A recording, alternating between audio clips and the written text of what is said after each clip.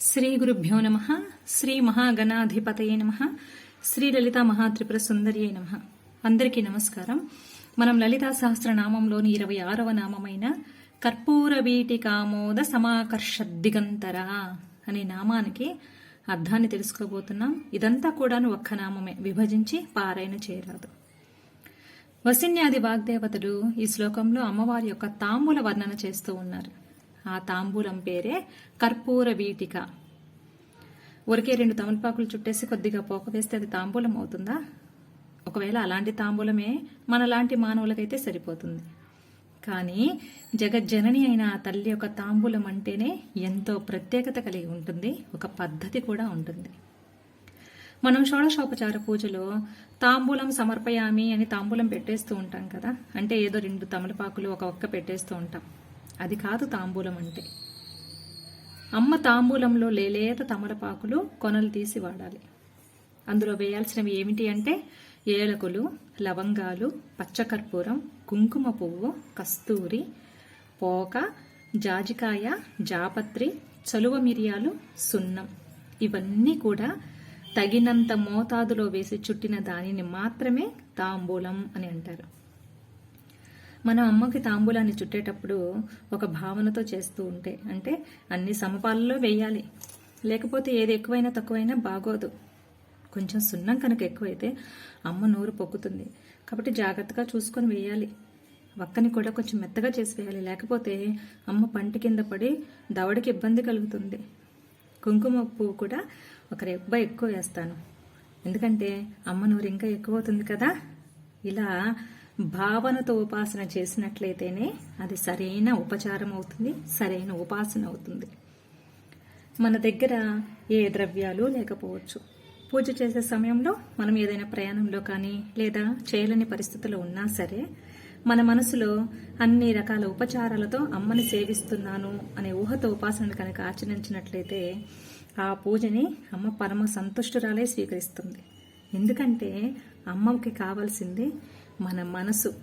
అమ్మ పట్ల మనకు ఉండాల్సిన జాగ్రత్త, చిత్తశుద్ధి, వీటినే అమ్మ పరిగణలోకి వేసుకుంటుంది.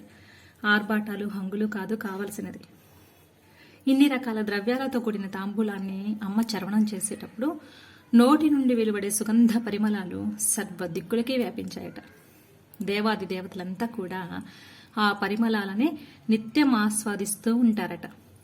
అమ్మ నిత్యం తాంబూల చర్వణం చేస్తుంది. ఎందుకంటే సువాసిని స్త్రీల లక్షణమే నిత్యం తాంబూల చర్వణం చేయటం. అమ్మ తాంబూలం నవిలినంతసేపు కూడా గణపతి, కుమారస్వామి అమ్మ నోటి వంకే చూస్తూ ఉంటారట. ఎప్పుడు ఆ తాంబూలపు పెడుచుని మాకు అందిస్తుందా అని. వారు ఎంతటి భాగ్యశీలురో కదా, అమ్మ నమిలిన తాంబూలాన్ని నిత్యం వారు సేవించగలుగుతున్నారు. గణపతి, కుమారస్వామే కాకుండా భూలోకంలో ఆ భాగ్యాన్ని పొందిన మహనీయులు ఒకరున్నారు. వారే మోక శంకరులు. పుట్టు మోగవాడైన శంకరులు అమ్మని ధ్యానం చేసినంత మాత్రం చేతనే అమ్మ సంతుష్టురాలే తన తాంబూలపు పిడచని తన చేత్తో తనే ఆయన నోటిలోకి అందించిందట. అందువల్ల ఆయనకి మాటతో పాటు అమితమైన జ్ఞానాన్ని కూడా ఆయన పొందారు.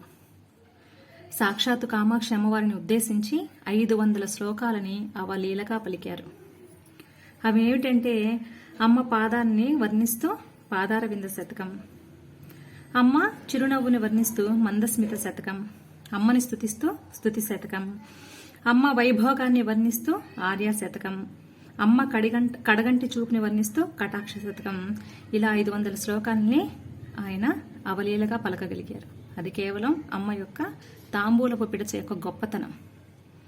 ఆ తర్వాత ఆయన కంచి కామకోటి పీఠానికి 20వ పీఠాధిపతిగా పట్టభద్రులయ్యారు. అమ్మ తలుచుకుంటే సాధ్యం కానిదంటూ ఈ ప్రపంచంలో ఏమైనా ఉన్నదా? అమ్మ అంటేనే పొంగిపోయి అక్కును చేర్చుకుంటుంది ఆ మహామాతృమూర్తి. అంతటి దయామయ స్వరూపినికి మనం కూడా అన్ని రకాల ద్రవ్యాలతో తాంబూలాన్ని నివేదన చేద్దాం.